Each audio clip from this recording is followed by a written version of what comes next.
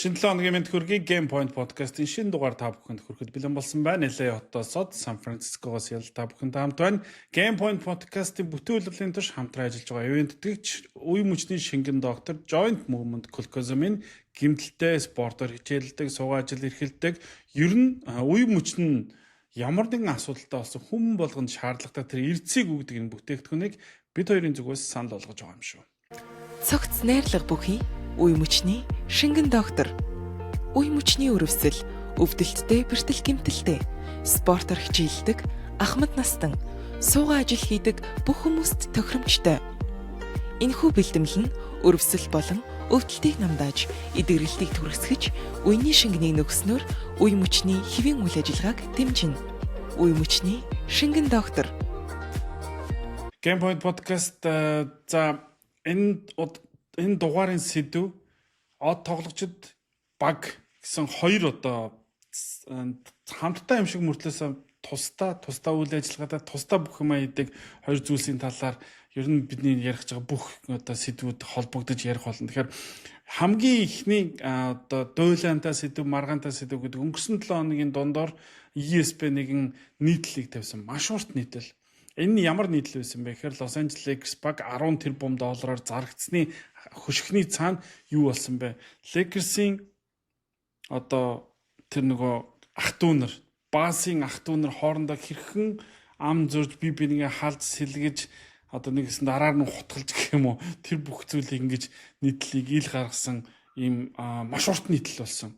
Би баг анх удаага ийм багийн эзэн баг яаж зарагдсан тухай юм дэлгэрэнгүй нийтлэлийг анх удаага харж байгаа хаа.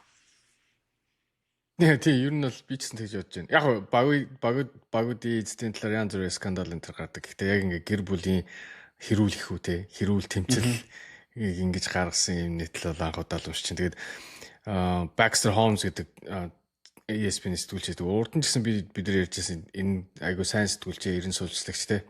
Сайн сэтгүүлч гэсэн. Тэгээд энэ пис дээр ч гэсэн айгуу сайн ажилласан байлаа.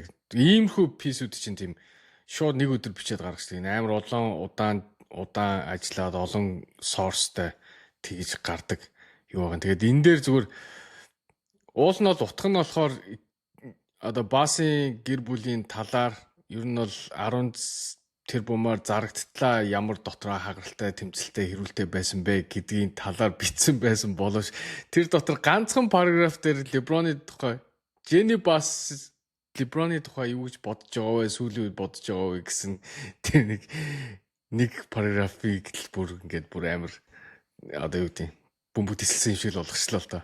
Тэрээс нэг тэр баян айлын хүүхдүүд эд хөрөнгөө булаацалтаад өв залгамжлагч нар эд хөрөнгөө булаацалтаад ингэж маргалддаг бинийхээ араар нь бага зарсан юм асуудал бол энэ бол зөвхөн Lakers дээр ч гарч байгаа юм биш. Ер нь баян айл өв залгамжлалтай холбоотой бүх кейсүүд дээр л гардаг юм. Мөнгөтэй хүмүүс юм маргаан тийм үү. Энэ нийтлэл мөнгөтэй юм сонирхолтой байгаа. Тийм мөнгөтэй хүмүүсийн зовлон. Яг энэ нийтлэл шүү дээ.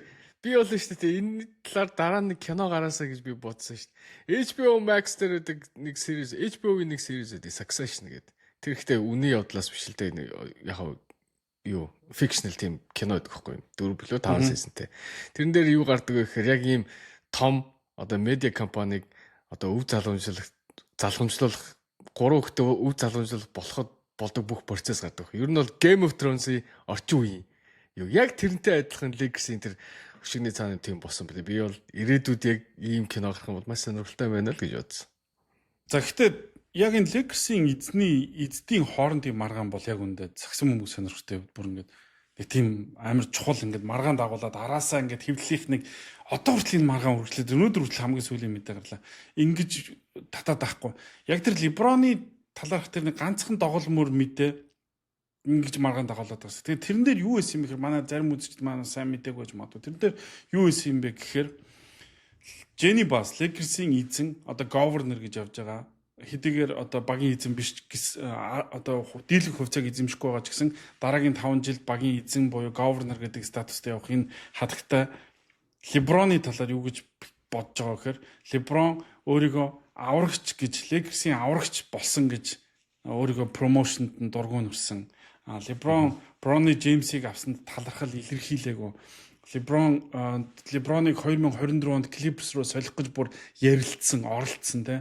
Тэгээ LeBron-д сүүлийн гэрээг нь маш дурамжхан өгсөн. Ягаад гэх юм бол LeBron хэрэг гэрээ өгөхгүй бол эргээгээд Lakers-ийн брендинг руу маш их сөрөг PR ирнэ гэж үзсэн учраас өөрөө PR мэрэгжилтэн шүү дээ тий. Тэгж үзсэн учраас энэ гэрээг дуртай дургүй байдлаар өгсөн гэдэг LeBron-той холбоотой тэр хэсгүүд одоо бүр ингээд өмнө байгаагүй бидний мэдээчгүйсэн тэр мэдээллүүдийг ерөөс ганцхан доголм мөрөнд багтаацсан байсан байхгүй юу? Хамгийн одоо сонирхолтой. Тэгээд үйл явдлыг хоёлаа ингээд араараас нь яриа л да. За энэ нийтлэл гарсан. Эхлээд Jenny Bass яг нийтлийн маргааш өглөө нь мэдгдэл хийсэн тийм үү? Тэ Athletics-ээр дамжуулж ерөөсө 2 хөвөлбөрл хэлсэн. LeBron-ыг манай гэр бүлийг хэрүүл татаж оролцуулж байгаа нь буруу. Тэгээд LeBron тийм талархал илэрхийлээгүй гэдэг нь бол үнэтэй нийцэхгүй байна гэсэн тийм хоёр л юм байсан. Түүншил Westbrook-ийн трейдэн дээр LeBron ерөөсө хариуцлага хүлээгүй гэдэг нь үний юм шиг байна. Тэд бүгдийг няцаагаагүй шүү дээ. Тэ. Lakers ирэхдээ биш ээ Lakers ирсэн 8 жилээ ер нь бол би Lakers-ыг аварсан гэж ярьдаг. Одоо юу гэдэг бүр ингээд унтсан байсан юу гэдэг франчайзыг аварсан гэдэг тэр зүйл нь Jenny Bass таалагдаагүй. Өөрчн байлаа. Гэх мэтчлэн бусад ер нь бол Bronny James-ыг ерөөсө драфтлаа тэр нь талархал илэрхийлээгүй, талархаагүй гэдгийг гэл ер нь л үүсгэсэн бусдыг энэ ерөөсө үүсгэх. Тэгээд тэр том пис дотор шүү дээ. Jenny Bass ер нь бол чөтгөр шулам шиг харагдсан байсан шүү дээ. Ер нь гэр бүл дотор. Тэгэхээр тэр дундаас бүр ямар ч юм нэг зүйлийг няцаагаагүй болохоор бас тэр тэгэл үнний хөв байгаад байх гэж бодож байна. Тэр нөгөө нэг тэгээд тэр нийтлэл тэр хамгийн гол нь юу гэхээр LeBron өөрөө Westbrook-ийн солилцоог гардаж одоо зохион байгуулсан гэх юм уу, санаачилсан гэх юм уу, багтаа шахажаад тэр нь бүтлгүүцсэн чинь шууд хариуцлагаас зугцсан гэж хэлсэн байсан. Гэт маш олон зүйлүүдийг онцлцсан байсан. Тэгээд Jenny Bass-ын тэр мэдээллийн араас мэдээж Lakers Clippers-тэй тоглосон. Тэр тоглолтын дараа сэтгүүлчид хувцсолох руу яарч исэн нь бол тодорхой. Яг бол нийтлээс хойш анх удаага LeBron-ыг микрофоны өмнө зогсоогоод LeBron тэр хувцсолох руунд ороод ирж байгаа сэтгүүлчдээс зугтах аргагүй байхгүй. Тийм учраас хариулахаас аргагүй. Анх удаага тэр микрофоны өмнө зогсох боломж олсон. Мэдээж сэтгүүлчид хамгийн түрүүнд энэ тоглолтын талаар асуучаад хамгийн түрүүнд энэ нийтлийн талаар асуусан. Тэгэхээр LeBron юу гэж хэлсэн бэ гэхээр хэд хэдэн зүйлийг онцолж ярьсан. Нэгдүгээрт би ямар ч нийтлэл уншдаггүй, би ямар ч подкаст үздэггүй. Тэр подкаст үздэггүй гэдэг нь Rich Paul-ийн подкастыг давхар хамааруулж хэлээд байгаа юм шиг байгаа. Яг бол Rich Paul ч Lakers-тэй одоо подкастер байлдаад байгаа шүү дээ. Тэгэнгүүтээ би ер нь бол би Lakers-д ирээд энэ багийг одоо дахиж яаж одоо ингэж нөгөө нэг босгож сэргээх үү гэдгийг хамгийн дөрөвд бодож ирсэн. Тэгээд 16 17 залуучуудаа нийлээд надад энийг ингэж сэргээх боломж олдож бид нар авраг авсан. Гэтэ хамгийн гоё нь юу гэхээр өвгөн дундаас үг хайх юм бол би бол энийг одоо Lakers ирсэн 8 жилээ амжилттай байсан гэж дүгнэдэг. Гэхдээ өөр хүмүүс тэгж хардаггүй юм шиг хардаггүй хэсэг нь надад ер нь хамаагүй. Ер нь бусад хүмүүс миний талаар юу гэж боддог хэсэг нь хамаагүй гэж хэлсэн байхгүй. Энэ бол шууд Jenny Bass руу хандсан үг мөн биз дээ. Тий. Уусаа энэ юун дотор Jenny Bass LeBron хоёрын л одоо юу гарч байгаа шүү дээ одоо харилцаа. Тэгэхээр бусад хүмүүс ихээр тэр харилцаанд LeBron-оос бусна гэхээр чинь Jenny Bass л таарна шүү дээ. Тэгээд надад хамаагүй гэчихэд яг маргааш нь Rich Paul, LeBron James хоёр Jenny Bass-тай уулзгаад ярилцлага товллоо гэсэн шүү дээ. Тийм хамаагүй байсан байж байх уу.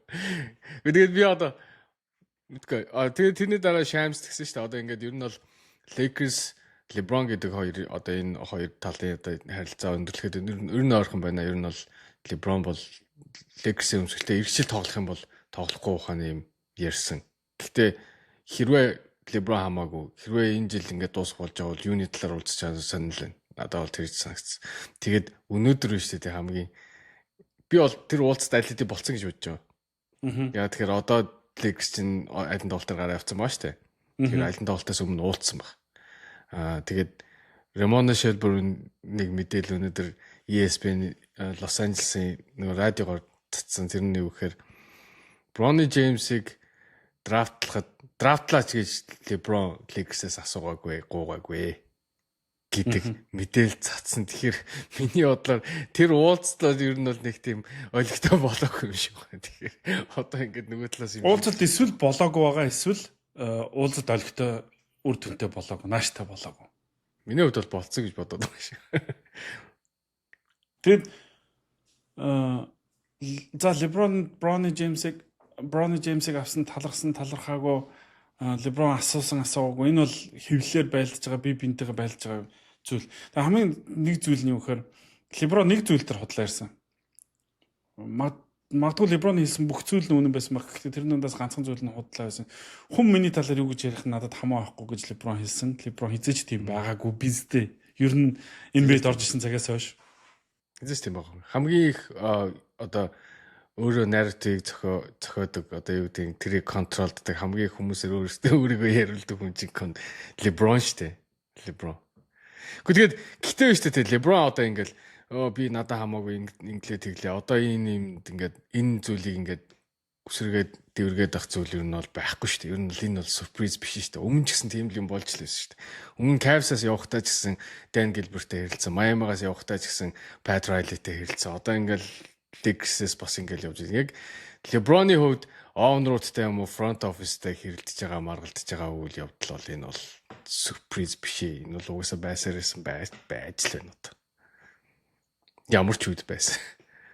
Тийм үү. Dan Gilbert ч бүр ингээд 10 онд явахад бүр амар том урт юу захиа одоо маань сонсогч нар боо тий хайгаад үзэх юм бол интернетс байгаа тэр захиад тэр бүр амар хатуу шүү дээ. Юу Жини Баси одоо ийм бодож байгаа бодол тэр бүр амар хатуу захиа байд шүү дээ.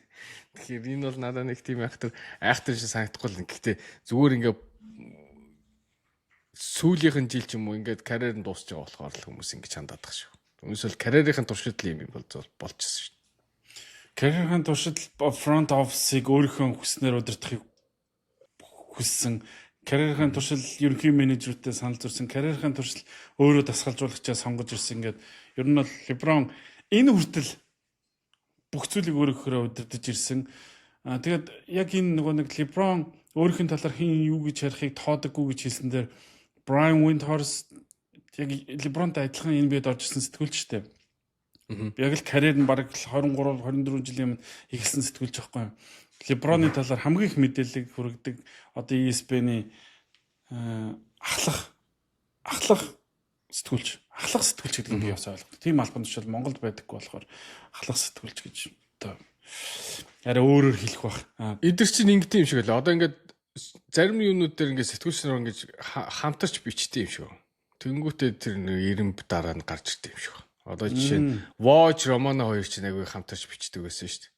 Тэнгүүд тэр үйл процесс дээр нэг хин ахлах уу, хин туслах уу гэдэг нь гард юм шиг. Би тэгж утсан.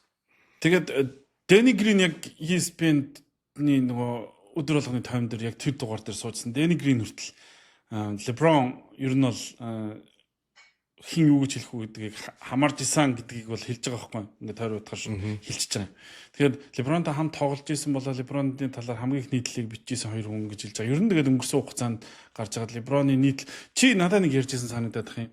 LeBron-ы талаар нийтлэл бичиж байгаа. Ингээд ер нь LeBron-ы талаар сөрөг юм гаргаад ирэх юм бол LeBron тэрнтэй ил болон далдаар ямар нэг байдлаар ингэж нөгөө уулзч гэдэг юм хариуцлага гэдэг юм ямар нэгэн байдлаар ингэж нэг контролдох гэж оролддог гэдэг чи надад хэлжсэн санагдаад байна. Тий уусаагүй би ч хэлэх жоох угаасаа бүх сэтгүүлчнэр ч юм одоо ESPN-ээр явж байгаа одоо бүх сэтгүүлчид бүх хөтлөгчнөр бүгдээр л яадаг шүү дээ. LeBron narrative контролдог. LeBron одоо энэ ярианы сэдв хаашаа явахыг одоо мэддэг. Одоо зөндөө олон одоо LeBron-ы юунд байдаг одоо payroll гэдэг сэтгүүлчнэр юм уу эсвэл энэ одоо амар олон подкастууд байдаг шүү дээ. Rich Paul ч гэсэн ер нь бол яг өөрөө ярьж байгаа юу. Би бол тэгж боддог шүү дээ. Хэнийг үгийг дамжуулж байгаа нь тодорхой шүү дээ. Тэгээд бас нэг юм байна. Бас нэг ингээд одоо Jimmy Boss-ийн одоо дургу байх юм нь бас зүв чимшээ санагдаад байгаа. LeBron ч гэсэн өөрөө хэлээд байгаа. Би анх эрэхтэй л би одоо энэ франчайзыг сэргээх гэж ирсэн. Тэгээд Jimmy Boss яагаад бүдэр ингээ бүр ингээ тартагтаад болсон газрыг одоо ингээ сэргээсэн гэж яриад байдаг тухайд бол таалагдахгүй байгаа байхгүй. Одоо ингээд хүмүүс ч гэсэн ингэдэг. Одоо маа одоо YouTube биш манай комментэнд орч гэсэн хүмүүс уулны баг байсан сэргээсэн гэ. Yes, улны баг байсан. Гэтэ тэр чинь rebuild гэдэг байхгүй юу? Сэргэн босголт гэдэг байхгүй юу? Ямар ч баг энүүгээр явдаг байхгүй юу? NBA-гийн 30 багуудаа хэрвээ амжилт үзүүлээ тэр амжилтад ингээ буухад үгүй одоод ингээ гараа явахад цалингийн зэсэн ингээд явахад ямар нэгэн байдлаар rebuild руу ордог байхгүй юу? Тэр rebuild руу л орсон.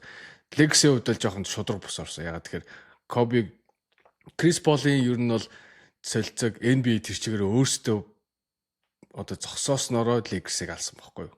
Тэгэл тэрний үргэлжлэл нь жоохон удаан үргэлжилсэн гэж миний хувьд боддог. Тэгээд rebuild явах тэр юуны Lakers вообще conference center хоогоор бичигдээ тэгээд draft авах бол энэ бол байдаг л үзэгдэл. Бүх багууд тэгдэг. Ганцхан NBA-ийн алгоритм биз дээ. Ганцхан хүмүүс тэрийг мэдэхгүй байж магадгүй. LeBron-ы фэнүүд. LeBron-ы фэнүүд дандаа ийш тийш ингэж очиод бэлэн баг дээр ирэхэд очдог. Бэлэн баг угсардаг. Нэх удаан тэгэж ингэж явж үздэг болохоор мэддэггүй байж магадгүй. Гэтэ угаасаа тийм болдог. CBA ч угаасаа багуудыг тэгэхэд одоо NBA-гийн дүрм чинь угаасаа тийм байхгүй. Угаасаа л тийм дүрм чинь тийм шүү дээ. Тэгэхээр тим юм дээр хурж ирчээ би энийг сэргээсэн гэж ярих юм бол надад жоох утгагүй юм шиг санаж. Жиний ч гэсэн тэгэж утгагүй санагдаж байгаа баг. Жиний үрж ирээд энийг бүр ингэ доошоо унгаацсан биш шүү дээ. Миний бодлоо тэр Chris Paul нэрээс авахгүйдаад дараа нь ирэхдээ Luol-даг Москов тэр Макс өгснөөс болоод тэгэл тэр чинь байхгүй болдог шүү дээ. Миний бодлоор. Тийм. Тэгээд тэрийг харин хийсэн хүмүүсийг Kopchak нөгөө Jim Boss-ыг халж харин Jimmy Boss гэсэн сэргээсэн гэж би миний боддоо шүү. Тийм хэлмээр санагч.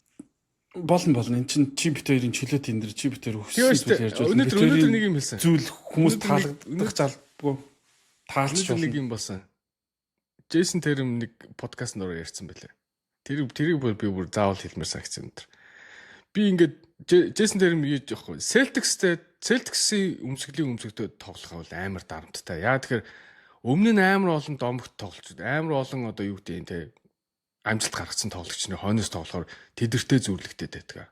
Фэнүүд нь одоо Бостон гэдэг хот бол байнга тэдэртэй зүрлж одоо юу гэдэг дарамтч штэ жоохон прешэр өгдөг гэж байгаа байхгүй. А хэрвээ Grizzlies Jason Tatum байсан бол яг одоо нэг авраг авцсан ингэсэн байсан бол барыг Grizzlies алидийн хөшөөг нь босгохоор тийм юунд очиж байгаа байхгүй. Амжилтыг гаргачихж байгаа байхгүй. Тэр бол үнэн бохгүй. Grizzlies ямар франчайз үлээ Бостон ямар франчайз л. Яг тэрнтэй адилхан Lakers ч гэсэн. Хараа LeBron-оос өмнө зөндөл одод байл шүү дээ. Kareem байла, Magic Johnson байна те, Shaq байна, Kobe байна. Ингээд ярих юм бол яг л тэдний чинь дараагийн LeBron авч явж байгаа байхгүй. Тэгээ тийм газар ирчээд Cavs давж гисэн аврах шиг би ингэсэн гэж ярих юм бол нэг тийм утгатай бол биш шүү дээ. Тэгтээ хараа миний ярих гэдэг зүйл одоо ингээд Lakers LeBron James-с одоо нэг ер нь бол нэг сүүлийн 2-3 жил Jenny Bass ер нь LeBron-тай бол харилцаагаа муутцсан. Тийм учраас тэрний илрэл болоод Luka Doncic солилцоогч LeBron-тай ярилцлаггүйгээр хийсэн шүү дээ. Эдийг явуулахдаа ч LeBron-тай ярилцаагүй. Тэрнээс хойш ер нь LeBron угаасаа багийн солилцоонд оролцохоо байцсан гэдэг нь бол ил болцсон шүү дээ. Хэнийг явуулах, хэнийг яахыг шийддэг санал ш. Ер нь бол Westbrook-ээс хойш ер нь бол тэр баг зүйлээ алдсан юм болоо гэж нэгдүгээр хараад байгаа. Тэрнээс ч хойш харилцаа муутсан баг. Гэхдээ юу шүү дээ тийм. Одоо би зүгээр ингэж зарим талаараа одоо ингэж хоёлаа чиглэлтгүй зарим хүмүүс янз янзын байр суурьтай байгаа. Өөртөө нөгөө манай инкуш гэдэг одоо энэ манай хөгжмийн зохиолч найзын өчтөр нэг бичсэн пост Lakers-ийн фэнүүд дөрөв хуваагддаг гэж. Нэг нь Kobe-гийн фэнүүд, нөгөөх нь Lakers-ийн фэнүүд, нөгөөх нь Luka-гийн фэнүүд, нөгөөх нь LeBron-ийн фэнүүд. Тэгээ дөрвөн хоорондоо алддаг. Гэхдээ тэр хүмүүс ингэж өөрсдийнхөө юмыг хардаг. Яагаад гэвэл хүн болгон өөрсдийн ураг тарихтай учраас хүн болгон өөрөөрөө бодох нь зөв. Гэхдээ нэг талаар хоёлоо магадгүй хэтэрхий Lakers талаас хараад исэн биж болох юм. Өнгөрсөн дугаарууд ер нь одоо энэ үйлрэл гиснээс хойш ялангуяа. Тэгээ би бодохгүй юм. Магадгүй LeBron нэрэл ингээд энэ чин LeBron Lakers дээрээ 8 жил тоглосон. Нэг багтаа тасалдгүй 8 жил тохиолсон тохиолдол LeBron өмнө байгаагүй байхгүй юу? Cavs-ийн 2 удаагийнхын нэмбэл их болохоос биш. Нэг удаадаа ингэж 8 жил болсон тохиолдол байгаагүй. Тэгээд авраг аваад өгцөн. Авраг болцсон тий. Тэгээд ингэсэн байхад нь гинт LeBron-оос нүүр бууруулад нэг залуу удаа авчирнгуудаа чи одоо хойшоосоо арагшаа очсоо. Энд шин капитан аваад ирлээ. Шин хөлөг онгоцны Ахмад аваад ирлээ гэж хэлж байгаа нь нөгөө талаараа жоохон шудраг бус юм биш үү? Тоглогч нар болохоор юу хүсдэг вэ гэхээр өөрөө өөртөө хамт явж байгаа дуусахыг хүсэж байдаг шүү дээ. Тэгэхээр LeBron энэ жоохон шудраг биш юм биш үү гэж нэг тал нөгөө тал заавал асуух хэрэгтэй асуулт байна. Энэ багийн спорт юм уу? Уртлын цээжин дээр байдаг нэр чухал уу? Цээжний хойд үгүй нуруунд дээр байдаг нэр чухал уу? Нэгт хоёрт NBA бол бизнес. NBA бол бизнес. LeBron задаг тайсан хэрвээ яг чиний хэлдгээр Luka Doncic байгаагүй байсан бол мэдээж Lakers шүү дээ бизнес хийгээд окей энэ жил тоглочих дараа жил дахиад тоглочих.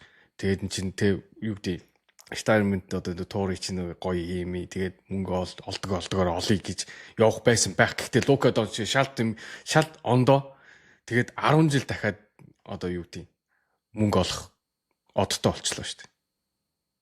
Тэгэл төлөвлөгөө өөрчлөгдсөн. Харин тийм. Тэгэл төлөвлөгөө өөрчлөгдсөн шүү дээ. Тэрийг одоо буруутгах нь хэцүү шүү дээ. Одоо яаж буруутгах? Тэгээд өөрсдөд нь хэлсэн шүү дээ. Окей, чиний сонголт. Rob Pelinka үйлрэл эхлэхэд хэлсэн шүү дээ. Чиний сонголт. Үгүй LeBron-ы сонголт.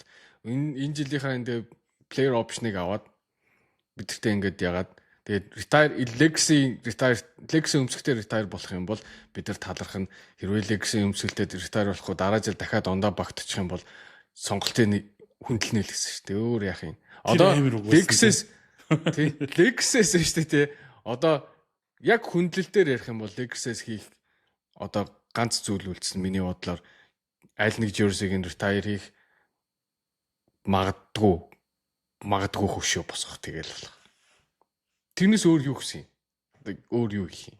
Legacy өмсгөлтэй байхдаа бүх цаг үеийн онооны рекордыг ивдсэн, авраг авсан ингээд хөшөө босгож тэгээд 8 жил гэдэг чинь бага хугацаа биш шүү дээ. Тэгэхээр хөшөө босгож өөх одоо нэгэсэндээ зүй ёсны тоглогч бахаа гэж би бол бодож байна. Гэхдээ багийн эзэнтэй ингэж салвал бас нөхцөл байдал тийм зайнаар ирэхгүй те тэр. За тэр бол дараагийн асуудал шүү дээ. Гэхдээ миний зүгээр харсан үнцг нь яг чи миний хэлэх гэжсэн их хэлчлээ л дээ. Гэхдээ би зүгээр дахиад хэлье. Тоглогч нар юу хүсдэг вэ гэхээр дуслаа аваргын төлөө зорихыг хүсдэг. Ялангуяа ийм аваргын жил болгон аваргын амбицтай орж ирдэг тоглогч нар. Харамсалтай энэ хорвоогийн зам гэхүү, бизнесийн зарчим гэхүү, одоо NBA-гийн хууль гэхүү харамсалтай тоглогч нар нь ингээд од тоглогч нар нь хөгшөөд ирэхээр багууд за одоо энэ тоглогчтой бид нар тэтгэл рүү аваргын төлөө явахгүй юм чинь гэд өөрч шаарч эхэлдэг. Яг тийм учраас Lakers сая Luka Doncic-ийг авчихсан байхгүй. Зүгээр бодвол Lakers хэрвээ 2012 онд 13 онд LeBron-тай байсан бол Luka Doncic-ийг авчрах уугүй шүү дээ. Тэгэхээр нөгөө нэг од тоглогч нь хөгжсөн учраас ингээд нүүр буруулдаг гэх юм уу. Энэ бол за нүүр буруулж гин гэж угаасаа хэлжээ. Нүүр буруулж байгаа нь хороогийн зам бохгүй. Яг энэтэй адилхан Stephen Curry-г нөгөө талд өчтөр өнөөдөр битүү мэдээ гарлаа. Golden State Warriors багийн удирдлагын баг Stephen Curry-гийн санал болгосон, Stephen Curry-гийн зүтгүүлсэн солилцоонуудыг бүгдийг нэцаасан гэж. Тийм учраас Stephen Curry одоо болтол яг суперстар хамтрагчтай болоогүй байгаа гэдэг мэдээллийг гаргаад байна. Энэ юг харуулж байгаа нөхөр Warriors ч гэсэн хитийнэ юу яцсан байгаа байхгүй. Өөр зүгт хараад эхэлсэн байгаа байхгүй. Warriors за Stephen Curry-гийн эд үе бол дуусчлаа. Дахиж бид нэр Stephen Curry-тэй амжилт үзүүлэх хэмжээний баг барихад бол биднэрт хангалттай хугацаа алга, бид нар багаа өөрчлөхөд тийм Стефенас жалга, хугацаа жалга, санхүүгийн боломж жалга гэдэг өөр жишээ хараад эхэлсний илрэл. Яг тэрнтэй адилхан LeBron-ыг ч гэсэн за LeBron James-тэй бид нар 8 жил гоё байлаа. Гэхдээ одоо энэ үйлрэл дуусгаад өөрөө яахаа мэднэ үстэй. Ер нь бол өнгөрсөн жил тэгсэн шүү дээ. Бид нар бол чамд гэрээ өгөхгүй. Чи тоглогчийн мэдлэг гэрээгээ аваад орж ирвэл орж ир, үгүй бол чөлөө тагент болоо яв гэдэг үгийг Lakers бол боловсноор хэлсэн шүү дээ. LeBron чөлөө тагент болтлох уугүй гэж яагаад эцсийн өдөр барыг сунгаа үстэй тэр чинь. Юу га? Гэсэн. Гэрэг. Сая 100 авсан л та тийм. Тийм. Тэгэхээр чи нөгөө Lakers Golden State Warriors эдгээр багууд бүгдээрээ одоо байгаа тоглогч нарынхаа за та нарын үе дуусчаа гэдгийг нэгсэндээ илэрхийлээд front office дараагийн 5 жил рүү явчихад байгаа. Харамсалтай нь зөвхөн LeBron тохиолдоод байгаа юм биш. Lakers LeBron муугаа загараад байгаа юм биш. Warriors Steph муугаа загараад байгаа юм биш. Бүх одуудад ийм зүйл тохиолддог. Michael Jordan, Kevin Garnett, Kobe Bryant, Tim Duncan яасан Tim Duncan багийнхаа тулгуур ингээд байсан. Тийм ээ. Tim Duncan их гурал байсан. Гэхдээ их гурвлаа хойшин суулгаад энэ баг Hawaii-гийнх болж иржсэн баггүй юу? Hawaii-г урдаа явцсан болохоосоо. Кавай л явцсан болохоос биш. Тэгэхээр ингээд бүх цаг үед ийм тоглогч нараа хөгшөөд ирэхээр нүүр буруулдаг нь одоо хороог нь чамл гэж би хэлэх гээд байна. Гэтэ биш тий. Наад дээр чинь нэг жоохон юу вэ? Нэг За. LeBron дээр яг наадах чи ярихаар жоохон тохирохгүй. Яа. Яг Steph, Kobe, Duncan, Michael Jordan эдгээр яг ингээд нэг Nowitzki нэг багтаа тоглоод яг ингээд loyalty гэж байж яригдчих болж байгаа байхгүй. Энэ багт ингээд байсан гэдэг. Тэнгүүд LeBron энэ яг Гэрэнээс гарах юм аа өөрөө 2010 онд Cavs-аас явсаар хийцэн штэ. Одоо LeBron дээр loyalty ярих юм бол хэцүү штэ. LeBron хийзээс нэг багт өөрөө loyal байгаагүй. Тэг яг нөгөө талаас LeBron loyal байх хэвээр. Үгүй байх хэвээр. Яг байна гэж бодох юм. Байхгүй штэ. Хэрвээ штэ те. Ер нь бол штэ те. Зүгээр hypothetically бид хэрвээ гэдэг юм байна. Хэрвээ дахиад LeBron James одоо штэ те 2015 онд байгаа. Тэгээд Lex Luka авчираагүй. Гэхдээ Lex-ийн бүр ингээд цалингийн зэс нь ингээд тулцсан цаашаа ямар ч явах боломжгүй Milwaukee Bucks шиг болцсон байсан бол LeBron орхиол явна штэ. Хаана ихтэй. Өөс тэгдэг гэдгээ манер хийсэн штэ. Тэг яагаад тийм бид нар Steph Curry шиг, Kobe шиг, Nowitzki шиг, Duncan шиг тийм loyalty LeBron дээр ярих хэвээр. Би бол энэ conversation-д бол LeBron-ыг оруулах ёсгүй гэж байна. Бусд нь орж болно л доо. Уусаа гайхалтай тоглогч. Тийм. Чиний өнцөгт бас үгүйсгэх юмч харагдахгүй л байна. Ялчгүй LeBron руу орох явсан. Уусаа LeBron-ыг дагдаг, LeBron-ыг магтаал их дагдаг, шүүмжил их дагдаг. ESPN-ээр баха нэг бас нэг хэлцүүлгээр хэрвээ LeBron James Cleveland Cavaliers багтаа яваагүй үнчээр үлдсэн бол магадгүй ийм олон одоо юу гэдгийг одоо ийм олон удаа финалд шалгарахгүй ийм 4 удаа авраг болохгүй байх байсан шүү дээ гэдэг үнцгөөс гарч ирж байсан. Яг гэх юм бол яг одоо нэг багийг сэргээ чиний түрүүний ярьсан сэргээн босгох гэдэг чинь нэлээд урт хугацаа шаардлагатай шүү дээ. 4-5 жил шаарддаг шүү дээ. Successful байвал бүр бүтлгүүд бол 10 жил, 15 жил, 20 жил Chicago Bulls Derrick Rose-ыг авах хүртэл Jordan-оос хойш хэдэн жил шал арчлаа да тий. Тэр нэг сэргээн босголт чинь зөв хийхгүй бол бас маш их хурд хугацаа туулждаг. Тэг ингээ харахаар бас чиний үнцэг дээр үүсэх арга бас байхгүй ч юм шиг. Нөгөө талаараа яг мэдээж LeBron James шүү дээ. LeBron James гэхгүй. Энэ зүгээр нэг All-Star тоглогч биш. Зүгээр нэг 90-д буцаа явдаг тоглогч. LeBron James учраас ийм зүйл нэх ёстой байх л та. Тийм учраас л ингээд нэгсэн өгөөгүй loyalty байгаа ч гэсэн байхгүй гэсэн. Тэгээд ийм байлуур. Би улирлын одоо би нөгөө намайг гэхдээ би ингэдэж шүү. Хоёлаа бидний доор бит хоёртой ингээд харилцдаг, бит хоёртой ирүүлэрж одоо ингээд санал бодлоо солилцдог. Тэр бүх үзэгчд сонсогчд нартай хайртай яа. Тэгвэл энэ бол битэрийн энэ подкастыг хийж байгаа зорилго. Тийм учраас удирлын ихэнд би өөрийнхөө фэйсбүүкээр постуудаар ч илэрхийлжсэн. LeBron James ийм одоо юу гэдэг карьер нь аль нэг багаас шахаанд орж явах хэмжээний карьер ууг нь биш байхгүй дуусах карьер. Тийм учраас би LeBron-ийн одоо legacy гэж байгааг одоо нэгсэндээ өмнөөс нь хайрлагдсан байхгүй. Тэгсэн чинь намайг хүмүүс чи LeBron дургуул LeBron-ыг үз яадаг. Үгүй ээ. Сагсан бөмбөгийн фэн бүгд LeBron-д одоо дуртай. Сагсан бөмбөгийн фэн л бол. Гэхдээ юунд бол 30 баг болж хуваагддیں۔ Бүгдээр нэг баг болж өрсөлдөөгүй шүү дээ. Юунд бол ингэж хуваагдаж мэтгэлцдэг. Юунд бол спортын гоё мэтгэлцсэн явдаг. Яг тэрүүгээр ингээ харах юм бол LeBron-ыг ийм байдлаар орохыг үгүйсээ хүсээгүй. Нэгдүгээр, хоёрдугаар Lakers Luka авчирсан байхад ирээдүг айл нь мууг нь ботох нь зөв байсан байхгүй.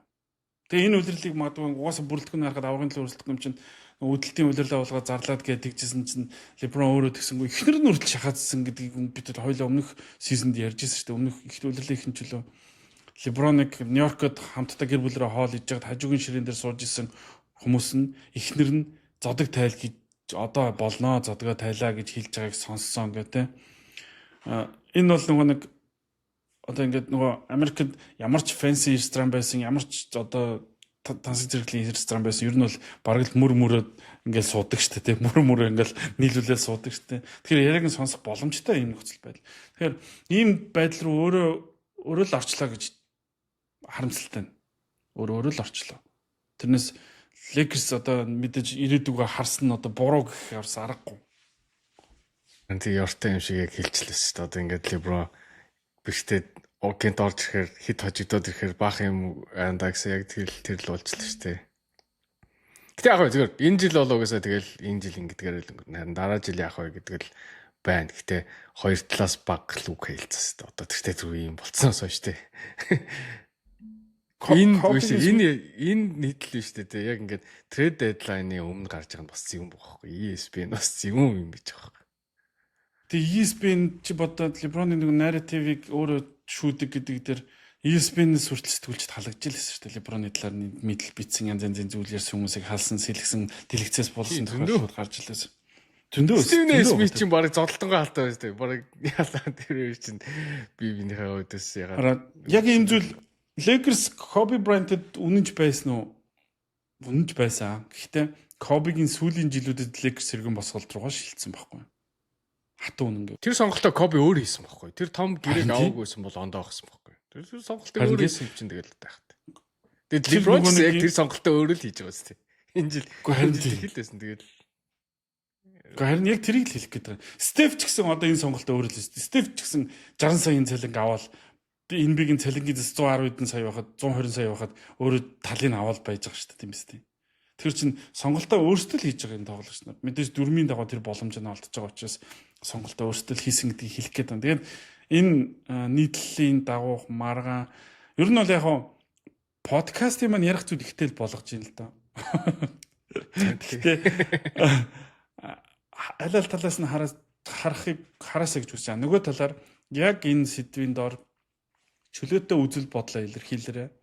Тэрэн дундаар өөрийгөө болон бусдыг үйл хүндэтгэж бити өөрийгөө доош нь хийж хараал бичээрэ. Яг бол тэр хараал чинь зөндөөл энэ тэмдгүү байдаг. Тэрийг уншлаа гэдэг имзгэлдэг. Зүгээр тэр өөрөө чинь л муухай харагдвал тийш үл гэдэг хэлэх гээд байна. Тэгээд Game Point podcast үргэлжилж байна. Бидний дараагийн ярих сэдв Stephen Curry-г од нэрэ чи Steph тэр юу гэж бодож байна? Warriors Steph-ийн чиний бодлыг сонсчод энэ сэдв хаа. Steph тэр болов. Steph тэр би бас Steph одоо эсрэгээрээ бас яг хөө баг ингэж явж байгаа буруутахаар байхгүй. Баг бүх юмаа золиослоод нэг all-in хийвэл хийж болно. Гэхдээ энэ чинь Warriors гэдэг шиг хитрхи том баг болсон. Хэдэн жил унахад хайран байхгүй. Тэгээд чинь мөнгөө олж явахгүй дампуурахад ойрхон болно шүү дээ. Тэгэхээр баг ирээдүй бодож байгаа нь зөв хэрэг. Гэхдээ Steph ийш тийш явъя гэх юм бол Steph-ийн буруу байх юм. Одоо тэгтээ тэр явж болохыг нормал болгоцсон шүү дээ. Угсаа LeBron явуулсан, KD явуулсан. Одоо Steph ийш тийш за би ингээд та нар 4 авраг аваад гэсэн. Одоо би 5 дахь би өөрөө газар очиад авах юм бол 5 дахь авраг нь чи яваад авсан гэж хэн буруутгах юм. Хинч буруутгахгүй шүү дээ. Тэгэхээр явсан зүгээр юм шүү. Яг нэг багта тоглосон тэр нөгөө нэг домгуудын игнэнээс л хасагдтал байгаа л та. Тэрнээс бусдаар өөр гарцгүй л дээ. Тэгтээ нэг багта домог байсан гэж яригдсан дээрөө эсвэл LeBron-ос нэг илүү аврахтай гэж яригдсан дээрөө. Тэр ихтэй өөрөө шийдэг зэ. Тэр ихтэй өөрөө шийдэг зэ. Копи өстэй тэ. Наадах ч юм бол амар ийм хүмүүс чи амар амар хортой болсон. Наадах ч юм болохгүй. Наа ч амар хортой сэдв. Үгүй хараа. Копи 5 дахь аварга авчаад 5 дахь аварга авсан одоо ямар санагдчихсэн чи Шакас нэг илүү болчлоо гэдэг аахгүй. Яг тэрнтэй адилхан Curry-гийн дотор ч гэсэн тийм болжлоо шүү дээ. Билээ нэг илүү аварга. Өнгөрсөн 10 жилиг Curry-гийн LeBron-ы дүгэл юм гэж тодорхойлно шүү дээ. Тэгээд хин илүү байсан юм бэхээр 4-4 энэ хоёр хоёулаа юм тэнцүү гоё өрсөлдсөн. Окей, that's good. Гэхдээ нэг нь илүү болчих юм бол энэ зүгээр түүхэнд яаж яригдахыг мэдэхгүй л дээ. Яаж яригдахыг мэдэхгүй. Гэхдээ Kareem Abdul-Jabbar LeBron-ы өмнө бүх цаг үеийн онооны рекорд байсан шүү дээ. Гэхдээ хизээч Kareem-ыг бүх цаг үеийн хамгийн агуу тоглогч гэж яриа гардаггүй шүү дээ. Гардаггүй. Аврагын тоол яригддаг. Ягаад аврагын төгс авраг яригддаг. Ягаад Michael Jordan-ы 6 тэг гэдэг яригдаад байдیں۔ Тэгэхээр яг энэ талаас харах юм бол хэн төрүүлж 5 авраг авсан яг энэ хоорондын өрсөлдөөнд угаасаа ялал дуусах гэдэг. Тэгээд тэр хэн ялахын одоо цаашаа харъя бид нарт тийм олон жил угаасаа алга те 1-2 жилийн дараа л энэ хоёрын ялагч нь тодорхойлчих واخ. Тэгээ хүн болгоол ондоогоор харах л багтай. Гэхдээ хамгийн түрүүнд хамгийн том зорилго чинь авраг авах үстэй. Хамгийн том зорилго чинь бөгж үстэй. Тэгэхээр бөгжөө ирчээ. Тэгээ дараанаас нь тэр нөгөө оноо авсан яасан ийсэн тэр нөгөө чимэг цолнуудаар одоо бөхөр бол чимэг цолоод байна. Даяа дархан авраг гэдэг шиг те. Тэрийг ярина штэ. Тэгээд эхлээд аврагаа ярьчаал тэгэл дараа нь ярина штэ. Уус эхлээд цолын дуудахтаа эхлээд аврагын л дууддаг л да. Тэдэн удаагийн авраг гэдэг.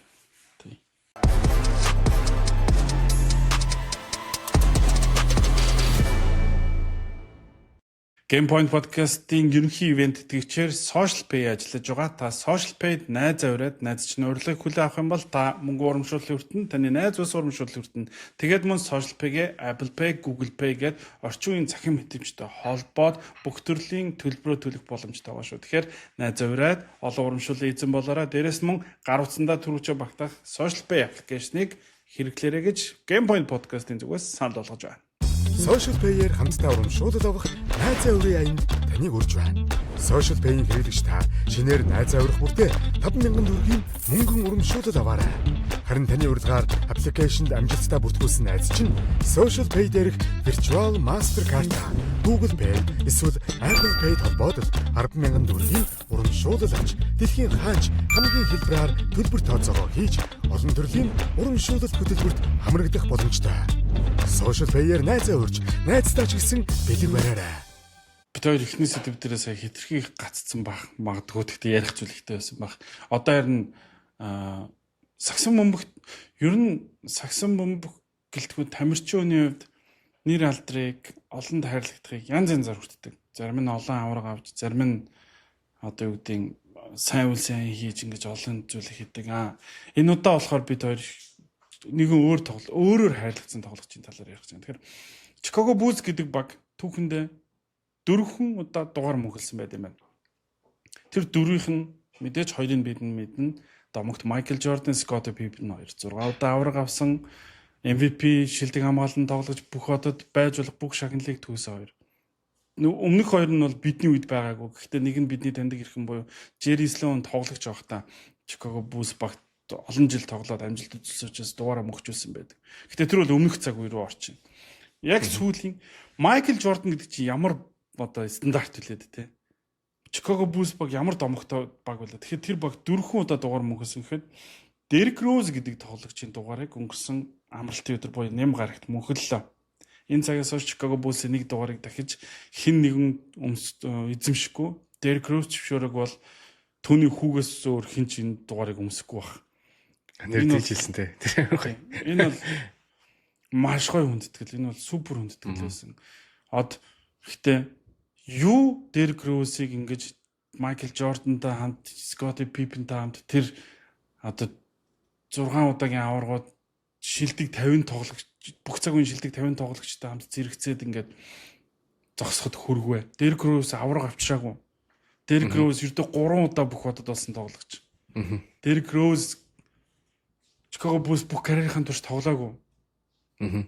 Гэт ингээд шалтгаан хавь зөндөө шалтгаан байгаа. Гэхдээ тэр дугаарыг мөхөсөн. Юу нөлөөлөв? Яагаад? Зүрх сэтгэл гэж би бодож байна. Derrick Rose-ийн зүрх сэтгэл одоо хамаг бүх юм тэр талбай дээр бүгднийг дайчилсан тэр хэдэн жилдээ яг ингээд бүр яг prime үе дээр MVP болдог жилээ хийжсэн тэр гайхалтай одоо юу гэдэг гаргаж ирсэн зүрх сэтгэл тэр олон хүчхөдөлмөр тэрийг л хүмүүс хайрлахад аягүй хүрсэн баг. Тэгээ өөрийнх нь угаасаа нэг харизма байдаг те. Хитрхи nice юм шиг санагддаг шүү дээ. Одоо жишээ нь Kobe жишээ нь бүр ингээ муухай аштайгаар алдартай шүү дээ. Яг тэрнтэй адилхан гоо тэрнийг бүр яг эсрэг нь болов гэж бодож байна. Хүн болгоны харагдсан. Тэгээд юм ярихдаа ч гэсэн ярьж байгаа нь би чи нөгөө нэг яг солигдохдоо хийс нэг юу гэдэг штэ. Нэг докюментари гэдэг штэ. Тэгээ юмд хандж байгаа хандлага байлтлага тэр нэр бол үнэхээр хайрлахаар аргагүй тийм тоглогч байсан болов гэж би боддоо штэ. Ер нь солигдсноос сонсоод тоглогч нар ууралдаг, бухимддаг, хэн нэгэн стрессээ гаргадаг, гомддог.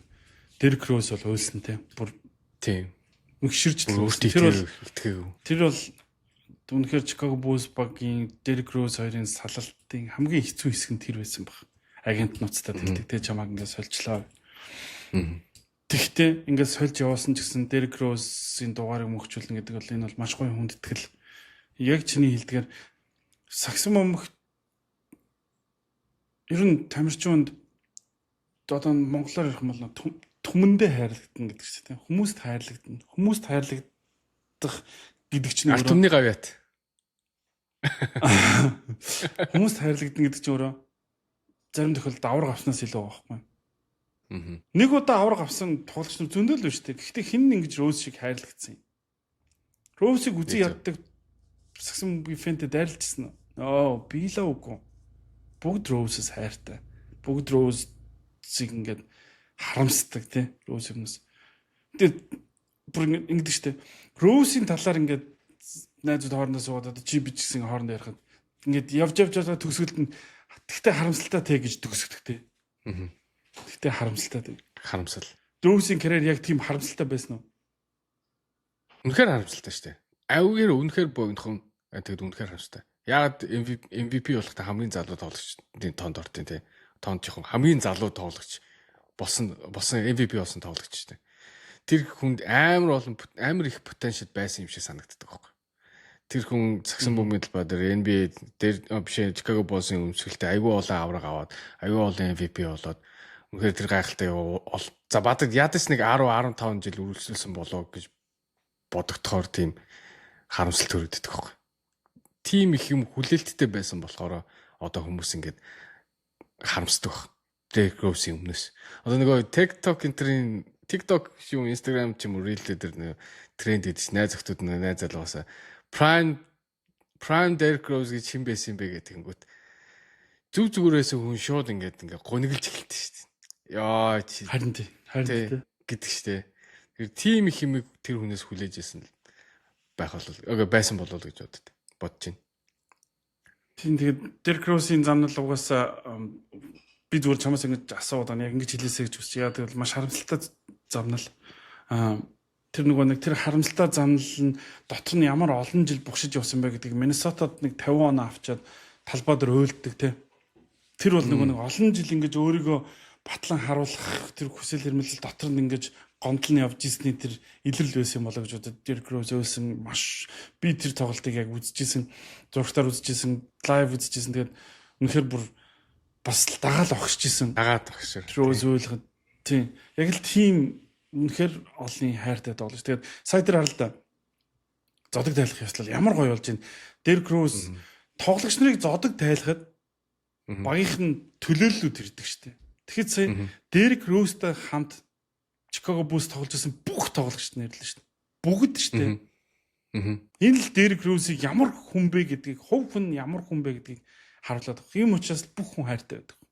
Бүх багийнхан тоглогчдод хайртай учраас ирж шít хамтран зүтгэгчд нь. Тэрс баг дотор дургуун хүмүүс байдаг, нэгнийгээ урддаггүй, нэгэн дээр очдоггүй хүмүүс одоо ч байдаг шít. Тэгээ Lowell Dengi нэг хэлсэн юм амар гоё байсан шít. Одоо бидний зөндөө ингээд туусан одоо тий одоо амжилтууд эсвэл өнгөрөөсөн тэр олон одоо юу гэдэг гэмтэл бэртлүүд тий энэ туулсан бүх юмны одоо шагнал нь энэ шүү гэж хэлжсэн. Яг энэ одоо чиний jersey шүү гэж хэлжсэн. Одоо нөгөө аргын цом өргөөжсэн аврагын цом нь энэ шүү гэж хэлж байгаа юм. Тэгэхээр тийм л одоо бүх багийнхантаа тийм чухал хүн байсан байхгүй тий. Байсан ч байгаа байхгүй тий. Тоглогч байсан юм чинь байсан гэж ярих нь зүгээр л дээ буруутахгүй л дээ. Тэгээд би ингээд нэрэл ингээд ярихаар Rose-ийн талаар үнэхээр л харамсалтай. Ингэж харамсалтай гэдээ ярихаар нэг асуулт өөр ихгүй орж ирдэ бод. Хэрвээ дасгалжуулагч нь Tom Thibodeau байгаагүй бол Derrick Rose-ийн карьер арай илүү өөрөөр Chicago Bulls илүү амжилттай үргэлжлэх байсан болов. Хэрв гэдэг асуулт угаасаа спортын хамгийн гоё асуулт байдаг шүү дээ. Магадгүй. Тэр бол тим ямарч боломжгүй гэж хэлж чадахгүй.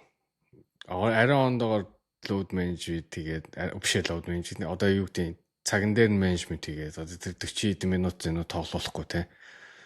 Тэгж зүтгүүлэхгүй байсан бол магадгүй. Гэхдээ хэрвээ Тибодо байгаагүй бол бас Derrick Rose тэр хэмжээнд хүртэл тоглох уу гэдэг чинь бас асуулт шүү дээ. Тэгэхээр мэдгүй одоо тэгэл угсаа болцсон үйл явдлын ханаас яг яах байсан бол гэж бодох чинь бас хэцүү юм байна л да. Яа, гэхдээ боломж бол бай. Биш ээ, ядчил бид нар Derrick Rose-ыг арай олон жил харах байсан байж магадгүй. Өндөр түвшин тоглох юм. Тэгээд Derrick Rose-ийн зодог дугаарыг мөнгөжүүлэх ёслыг зургатаар үсгийг хүссэн харамсалтай нь хайгаад болдоогүй. Лиг пассаар орсон. Лиг пассаар шууд дамжуулаагүй. Зөвхөн тухайн Чикаго хотод дамжуулсан юм шиг байна. Яг тэгвэл тоглолтын дараа болсон учраас. Тэгээд тэр дугаар мөнгөжүүлэх ёслол тэр ордны уур амьсгал бичлэгүүдийн л үзлээ л дээ. Араас нь Чикаго Буллс-ийн цацж байгаа, NBA-гийн цацж байгаа. Тэгээд тэр тоглолтын хэлж байгаа үг. Тэгээд тэр дугаар мөнгөжүүлэхэд ойлж байгаа. Тэгээд дээрэс нь ингээд сарнаа унж байгаа зэрэг бүр ингээд зүгээр л энэ тоглогч ингээд үнэхээр Чикаго Буллс ирсэн бэлэг, амар гоё бэлэг. Буцаагаад энэ бол амар гоё хариу. Тэгээд дээрэс нь яг үнэхээр л одоо болтол Чикаго Буллс баг Derrick Rose чимжийн л гэж надад санагдсан. Одоо болтол. Бүр тийм Draymond Green-тэй санал нийлэх үү? Юу гэсэн Draymond Green? Draymond Green Chicago Bulls гэдэг хотод Jordan-оос илүү чухал хүн нь Derrick Rose гэж хэлсэн шин. Draymond Green хүн ер нь ингэ юм шиг нэг ганцаараа ярихаар ер нь галзуураад байд юм яа тийм заримдаа. Подкаст ганцаараа хийдэг шүү дээ.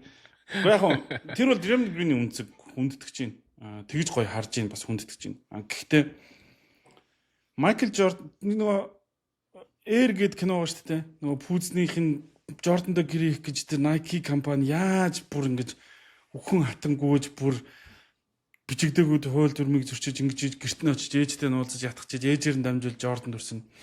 Тэгээд тэр үед чинь ингэж be like Mike шиг бай гэдэг слоган буюу өрөө хүртэл гарч исэн гэдэг чинь 90 онд.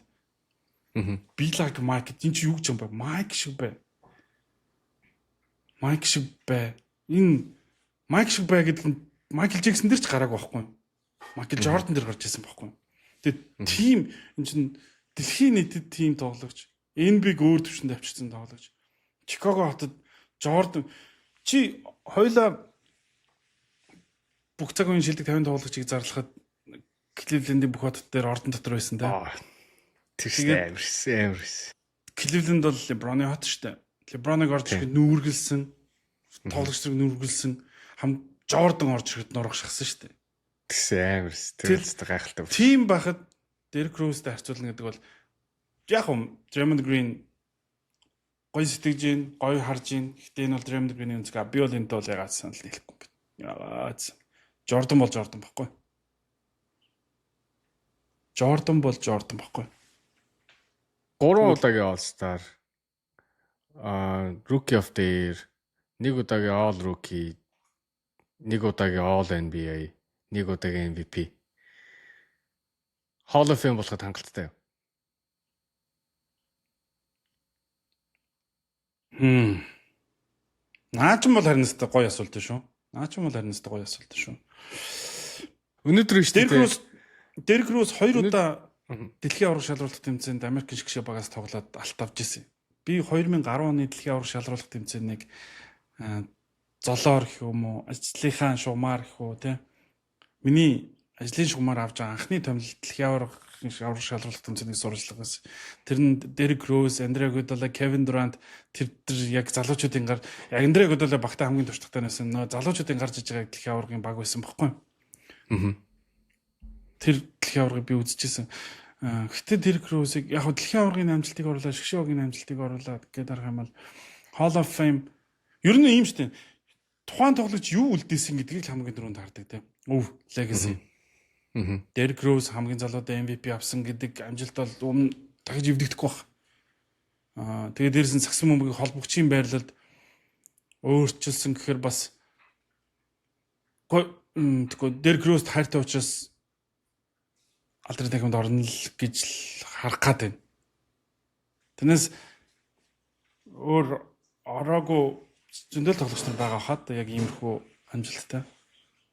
Ороосоо гэж бодож чинь зэ. Ороосоо гэж бодож чинь. Гэхдээ эхний first ballot энэ төрөөр орохгүй. Өнөөдөр нь штэ те New England Patriots гэдэг одоо Америкийн нэлээд том хөвлөлт Тэр шок үл шүү дээ. нэг штэ. Bill Belichick гэдэг дасгалжуулагч 8 удаагийн авраг хийжээд эхний first ballot-аар гарсангүй штэ. Өнөөдөр үл бүр ингээд хүн болгоны нүдийг өрөө дээр гаргала штэ. Өвд чинь санал асуулгаар тэгэл тэгж гарчихгүй л байна гэсэн үг шүү дээ. Саналаар тодордог шүү дээ энэ чинь. Саналаар тодорхойдог тийм. Яг Rose эхнийхаараа биш ч гэсэн хоёр дахаараа орчихлоо хэл та. Тийм үстэй. Тий, яаж хоёр дахаар орох л та. Vince Carter алдрын тагмын гишүүн те. Tracy McGrady сая сүйд болсон. Vince Carter бас авраг биш. MVP ч тэр нөө тоглолт нь аюул байсан. Тэр чинь нөгөө Carter-ын үлдээс үг байхгүй. Яг тэр шиг Derrick Rose-ийн тоглолтоо, Derrick Rose-ийн холбогчийн байрал дээрээс ингэж тесэрч болдго юмаа гэдгийг бараг л анхлан харуулсан хөнгө хэлчихэд буруудахгүй байхаа тий. Тэр Gordon Dragic-ийн дээрээс хийсэн тоглолт Монголд. Тэгэхээр үлдээс үг байгаа. Тэгэхээр Hall of Fame болно гэдэгт бол итгэж байна.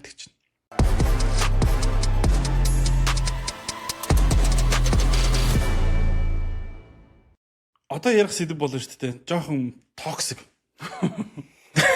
Жохон хар бараантай цагаантай. Гэтэ энэ бид хоёр энэ дугаар хэлсэн. Энэ дугаар бол тоглогчид баг гэдэг хоёр талд гарсан дундаа versus гэдэг үгтэй юм дугаар шүү дээ. Энэ юу гэхээр ер нь тоглогч нар нэг тийш хараад байхад ягаад багууд нөгөө тийш хараад байд юм бэ гэдэг. Энэ удаа бол тоглогч нь буруу тийш харж байгаа. Баг нь бол тоглогч руугаа харсан хിവэрэл байгаа. Энэ кейс бол Giannis Antetokounmpo-гийн кейс. Тэгээ Giannis Antetokounmpo өнгөрсөн 7 хоногт харамсалтай нь гимтээд гойны шилбэний булчингийн гимтлийн энэ жил хэддэгэ тохиолдож байна. 2 тоо 3 тоо. Бараг 2 тоохоо. 2 тоо л 3. Гимтээд ингээд 4-6 7 хоног тоглох боломжгүй болцсон гэсэн. Тэгээд би одоо яг ингээд сагсан бөмбөгийг тэр дундаа NBA-г шимтэж үзээд 20 хэдэн жил яг NBA talk нэвтрүүлгийг хийгээд 19 20 дахь жил рүү одоо ингээд NBA-гийн талаар дагнаж нэвтрүүлгийг хийгээд 20 дахь жил рүү NBA тайлбарлаад 15 6 жил болж байна заяа.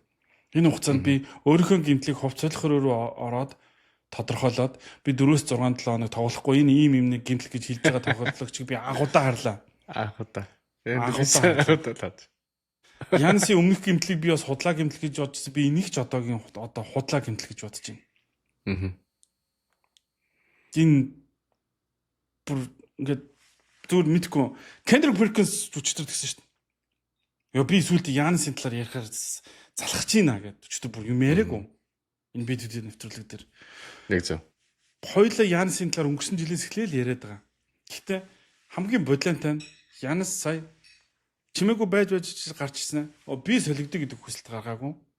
Би loyalty. Би бол тийм үнэнч тоглогч. Би хизээч солигдохгүй. Блоки бокстайгаа үлдэн гэж хэлсэн байхгүй. Тэгээд сүүлдээ би ч одоо мэдээллийн наараас нь хөг явж байгаа яг юу болоод байгааг нь ойлгох ажлаад. Яг юу болоод байгаа. Яг л адилхан.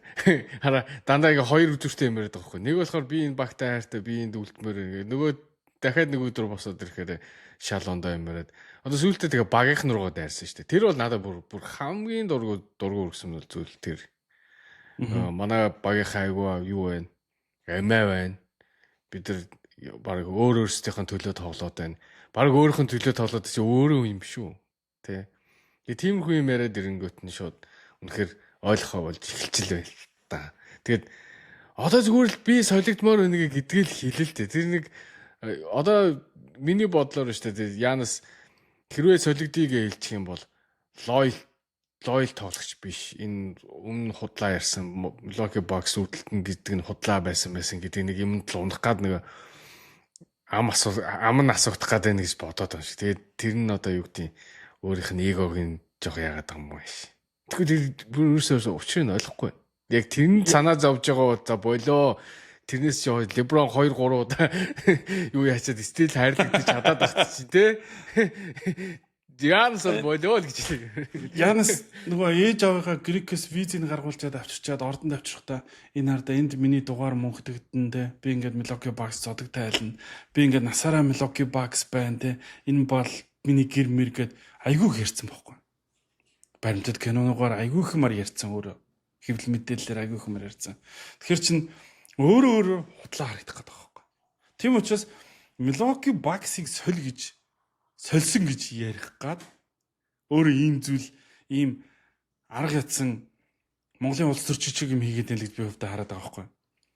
Наашаа гараад үгүй би тийхгүй би тийм юм биш та нар буруу болж нэг цаашаа харангуудаа шал яг эсрэгээр нэрдэггүй ингэж те энийг цавчил даа гэдэг яг тийм яг тийм би бол яг тэгж хараад байгаа юм. Магадгүй би хитрхи муухайгаар харж иж болох юм. Гэтэ өчтөр гарсан мэдээ шүү дээ. Янас Антетокумпо төлөөлөгч халахад ойрхон байна гэдэг мэдээ. Агентаа халахад. Эн чи юу гэхээр чи солилцоо хийж чадахгүй байна. Баяртай гэх гээд нь шүү дээ. Аа. Тэгэхээр энэ бүх болж байгаа процессыг нь Янас өөрөө солигдохыг хүсээд байна гэд илэрхийлээд бүр ил болоод байхад Янас үгүй би тэгж хэлээгүй гэдэг надад бол үнэхээр хуурамч харагдаад байгаа байхгүй. Янасыг үнэлэх үнэлэмж энэ дээрс унаад л байна. Одоо тэгээд Маркс Спирс хэлсэн билүү? Өгсөн байсан шүү дээ. Энэ бол бид одоо тэр бэртдэг хамгийн сүүлийн тоглолт бол Milwaukee Bucks-ийн өмсгөлтөө солигдсон ч бай, солигдоогүй ч Milwaukee Bucks-ийн өмсгөлтөө хийсэн хамгийн сүүлийн тоглолт нөхөө. Ер нь бол одоо 4-6 сар гэдэг чинь буцаад ирэх юм бол тэгээ 6-7 хоног гэхээр буцаад ирэх юм бол 3 сарын дундуур 3 сарын сүүлээр орж ирэх гэж байгаа байхгүй тий. Одоо тэгээд одоо 11 баг юунаас гадуур явж байгаа сте. Нэг сте. Тийм.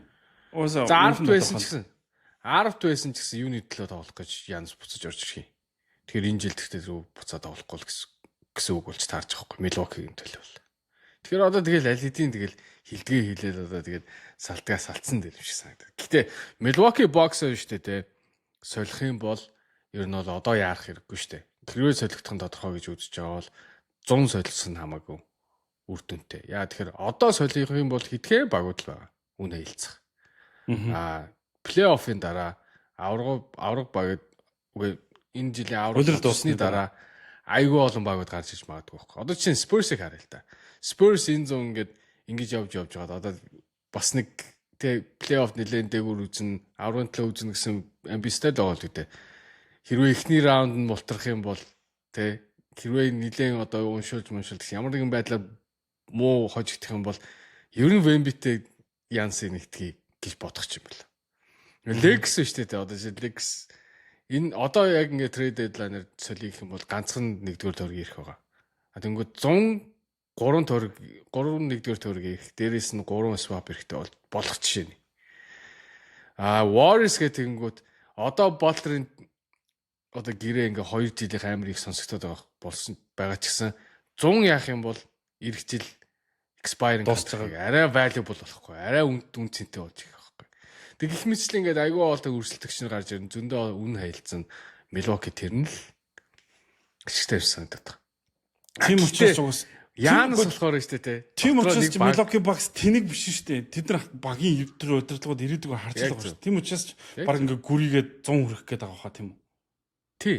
Янс бол яарадах шүү. Миний бодлоор. Янс шүү дээ. Нэг багийг тооцолцсон. Аль хэдийн нэг баг байгаад байгаа шүү. Тэгээд тийшээгээ яарад байдаг. Дааш нөгөө баг нь багийн өгөх гэж байгаа юм нь Milwaukee Bucks хүрхгүй л ах шүү. Хүссийн хүрхгүй байгаа юм шүү. Тийм учраас агентаа ингээ шахаад халах гэдэг тийм. Тэгээ шахаад. Rich Paul Танасисаар дамжуулна. Тэгэхээр Танасисаар дамжуулж Янс агент болмол ингээ иймэрхүү мэдээ гарсан. Гэхдээ энэ мэдээ одоогоор батлагдаагүй л юм. Янс нөгөө талаар чи тэр хэлсэн шүү дээ. Ямараар дурсагдаж үлдэх үү гэдэг чинь бас хамгийн сонир. Тэр Янс одоо ингээд бүх цагийн түүхэнд хамгийн агуу легионер тоглогч гэд яригдах 109-ний тоглогчдын нэг байхгүй. Никола Йокич, Хаким Оложон тэгдэг байсан бол Дирк Новицки тэгдэг байсан бол тийм. Одоо Янс уу Йокич үл гэж ярина шүү дээ. Тэнгүүд Йокич ингээд Денвертэй тоглож жагаад дуусчвал нэг багтаа тоглосон. Дирк Новицки нэг багтаа тоглоод дууссан. Тэнгүүд Янс багасаа явсан, өөр газар өөрөө очиж солигдсон гэдэг нэр зүгх гээд байгаа байхгүй. Багын солихгүй бол Эн чинь бас нөгөө Legacy-д нь тол бүлдэх гээд байгаа байхгүй. Тэгэхээр энэ минийгээ бас бодоод байгаа байх гэж би хувьдаа хардаад байгаа юм. Энэ миний хардалт. Тэгтээ шүү дээ тийм. Milwaukee Bucks Giannis-ийн төлөө бүхнээ зориулсан байхгүй. Бүхнээ зориулсан. Бүгдийг өгсөн. Giannis-ийг өгсөн, гэрээг өгсөн. Giannis тэгээд явах гэж ирсэн бол яг ч тэр сүүлд 3 жилийн гэрээг хэлсэн. Тэ? Giannis-ийн нөгөө ингэдэг шүү дээ нөгөө хямдрал болохоор нэгийг авбал нэг үнэгүй гэж тэгдэг шүү дээ. Тэрэн шиг Giannis-ийг авбал танаас дагалтна. Сүүлд нь Alex дагалтна. Ахын багтаа авчиж дэрэгдэн тоглолоо дүүгийн хөгжлийн лигийн багтаа аваад гэр бүлийн байдгаар нь харж үзлээ. Giannis Max гэр бүх юм хүссэн юм өглөө. Тэгээд хад Giannis юу сайн хамтрагчтай авчих гэж бүгдийг үзлээ. Нэг удаа хамтаа авраг болоо сайн хамтрагчтай байсан. Дараа нь Damian Lillard-ыг авчлаа. Орлоо бүцэнгүүд Damian Lillard-ыг хасаад багтаа маш хортой шийдвэр гаргаад Miles Turner-ыг авчирлаа. Giannis-ыг үлдээх юм л бүгдийг хийгээд байгаа байхгүй. Одоо яаш Giannis-ыг үлдээхийн тулд Giannis багийнхаа 10% өгөх хэрэгтэй маш. Юм болгоны 10% авдаг. 10%. Тий. Юм болгоны 10% авдаг бол болох гэдэг юм яах гэдэг.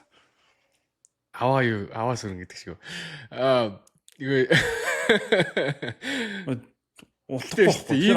Одоо ийм хурамч төрөх гаргахаа болоо шууд солилцоонд орох өөр хэлцээр. Ийм тохиолдол урд нь нэг удаа тохиолдоод тэгээд баг нь солиогүйгээр ялсан нэг тохиолдол байна шүү дээ. Ялсан ч яг зүв байсан тохиолдол. Kobe Bryant шүү дээ тий. Солигдъгээд Chicago Bulls руу солигдоход бүр хаус хайгаад тэгээд гол нь Luol Deng-тэй тоглоё гэдсэн мэлээ тий. Тэгсэн чинь Lakers-лаар Luol Deng-ийг авъя гэдэг. Тэгээд тэрэн дээр ерөөсө тохироогүй болцсон юм байлээ шүү дээ. Тэгээд тиймэрхүү юм бас Milwaukee Bucks бодоод гордоод иж магадгүй л хин нэгэн гараад ирчих юм болов. Хин нэг авчирчий. Giannis тэр. Гэхдээ Цалингидсийн хувьд бол одоо яг тэр Damian Lillard-ийн тэр контрактыг худалдаж авдаг бол жинхэнэ нүдрүүгээ гар хуруугаа хийнэ гэдэг шиг л юм болсон. Тэгэхээр яг Монгол ард зүүр үгээд байхгүй юу? Явх хүнээр ачаа бүү татуулаа гэж. Сэтгэл нь явсан хүнд юу гэж авчираад хангалттай байхгүй юу? Тийм учраас Milwaukee Bucks-ийн өдөрлөгүүд угаасаа тэнийг хүчзүгээр тэд нэг юм бодож байгаа төлөвлөж байгаа магадгүй өстө чиний хэлдгээр нэрэл сайд гэж бодлоо 100-ыг хүлээж байгаа бах. Тэрнээс Milwaukee Bucks-ийн өдөрлөгүүд энэ чинь яаж баг бариад яваад байгаа мэдээж ойлгомжтой. Тэр маш олон драфтын ирэхүү тоглогч нарын зах зээл бусад чөлөө дагийн тоглогчдыг гэрээнд дуусч авах хугацааг судалж л байгаа шүү дээ. Тэнийг биш шүү дээ. Тэд нэг зүйлийг хүлээж байгаа гэж үнэхээр чинийснэр бол итгэлтэй байна. Тэрийг Giannis шахаад байна. Milwaukee Bucks тэгж яарахгүй байна. Тэрнээс салс нь бол аль-алиндаа л үлдээдэй шүү дээ. Одоо бол яг өнөөдрөөс харахад. Тийм ээ. Аль-алиндаа л үлдээдэй. Тэгэхээр Giannis гэхдээ хамгийн гол нь Giannis өөрөө л хөшгөний ардаас ус төрчнөр шиг худлаа ярихаа болох хэрэгтэй. Өстөд таалагдахгүй байна. Тэгэхээр Giannis-ийг үнэлэх үнэлж бууж эхэлж байна. Тэг бууж эхэлж нөгөө бүх өөрийнхөө руки жилдээ бүх цалингаа гэрлэгөө явуулчаад буцаад нөгөө багийнхаа бэлтгэл рүү явах гэсэн чинь мөнгө байхгүй болохоор нь гүйжсэн гэдэг нөгөө түүх мөхч амар гоё түүх штэ. Одоо тэр түүхээ үл тоогоод ингээд үгүйсэх гэдэг нь харамсалтай л байна. Надад бол. Тэгээ Giannis одоо ил гараад сайхан зарлаад тэгэд үнэхээр Giannis-ийн нэг чи тэр манай үзэгчид санаж байгаа. Нэг аврахтаа би дуусахыг хүсэхгүй байна гэж Giannis маш олон удаа хэлсэн. Тийм учраас энийг нь ойлгож байна. Гэхдээ одоо хөшгөний ардаас ус төр хийхэ болоод өөрөө ил гарч ирээд солигдох хэрэгтэй. За хоёулагийн ярих сэдв нэлээд сунжирчлаа. Техний сегмент баг 30 минут болчлаа. Гэтэ төгсгөлд нотныг асуулт байна. Oklahoma City Thunder багийн энэ дараалсан хожигдлуудад бид санаа зовох ёстой юу үгүй юу? Би бол одоохондоо санаа зовох болоогүй л гэж бодож байна. Яг хожигдоод байна. Яг тэгэхээр айгүй олон одоо нөгөө дараалсан айгүй олон гимтлүүд одоо нөгөө тоглогч нар нэг солигдоод консистент байх боломж өгөхгүй л байгаа юм л да. Гэтэ одоо тэртээ зүгээр West-ийн нэгт явж байгаа баг 5 тоглолтын илүү байгаа шүү дээ. Тэгэхээр энэ бол бас тийж амархан алдчихаар лид биш. Тэгээд яг плей-офф эхлэхэд гол нь юу байх хэрэгтэй нэ? Эрүүл байх хэрэгтэй. Одоо тэгээд уусаа ингээд жоохон burn-out болж байгаа хоо. Уусаа эн чинь түрүү жил аврагын төлөө тоглолцсон. Сая орж ирээд рекорд дэвдэх гэж байгаа чинь шийдэхгүй жоохон шиг нэг амар бахан шахаад тоглолцсон. Одоо жоохон ядарч байгаа. Одоо энэ All Star-ын break-ийн дараа гайг болох бол гэж бодож шүү дээ. Жоохон амраад ирээд төртөхээр. Тийм тийх бах угаасаа энэ авраг баг болгонд л тохиолддог нэг юм уналт байдаг шүү дээ дараа үйлрэл нь тий. Аврага хамгаалах юм байна. Гэтэ нөгөө талаар нэг тоон статистик хэлж байгаа. Сүүлийн 7 жил энэ бид дараалсан авраг тодроогүй. Энэ тохиолдол биш. Энэ учиртай. Авраг авахд ямар нэгэн байдлаар саад дотор гарч ирсээр байсан. Бага задлсан, эсвэл хин нэг нь явсан, эсвэл хин нэг нь дараа жил нь гимтсэн, тий. Тэгэнгүүт нэг өмнөх шигэ байж чадахгүй, эсвэл солилцоо хийгээгүй ч гэдэг юм уу. Ямар нэгэн шалтгаануудтайгаар л 7 жил дараалаад энэ бид дараалсан авраг тодрог байгаа. Тэгэхээр яг өнөөдрөөр бол яг тэр дүр зураг надад бол харагдчихэв. Гэхдээ Оклахомаг яг өрүүл болчвол хин ялах вэ гэдэг надад бол хариулт алга байна. Гэхдээ зүгээр ингээ гэмтэлтэй байгаад байвал яах вэ гэдэг эргэлзээ яг энэ өдрүүдэд бол төрж байна. Гэхдээ бидэнд хангалттай хугацаанд плей-офф ярих болоог байгаа учраас подкаст энэ хүрээд дуусгая.